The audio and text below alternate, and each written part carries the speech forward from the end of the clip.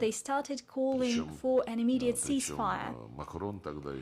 Back in the day, Macron said that this ceasefire should be unconditional, without any preconditions. And among other things, he publicly stated that nobody would be able to restrict the weapon supplies to the Kiev regime. That means that when it all became clear, it became clear why they needed this truce. But most importantly, this would mean not only an opportunity to pump the Kiev regime full of weaponry in the Russian territory, the explosions at Nord Stream 1 and 2, and continuing these activities is something that Zelensky and his team are being provoked to do. The Poles justify this terrorist attack. I'm talking about these attacks on Nord Stream. And the Poles are ready to commit terrorist attacks themselves.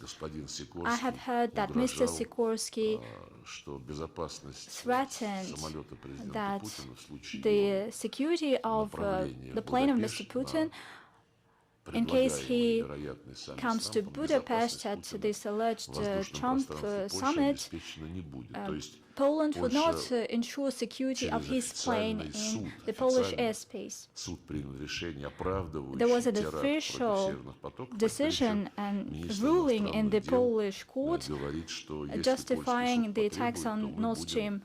And currently the foreign minister of Poland says that they will stand in the way of the free flight of the Russian leader. This is quite telling.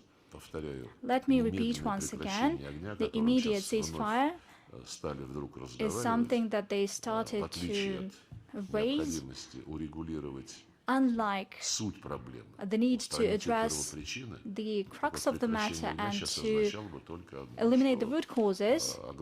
A ceasefire in this context would mean only one thing. That means that the main part of Ukraine would be still controlled by the Nazi regime, and in this part of Ukraine, it will be the only place on earth that would ban the language in legal terms, let alone the fact that it is an official UN language and the language used by the majority of the population.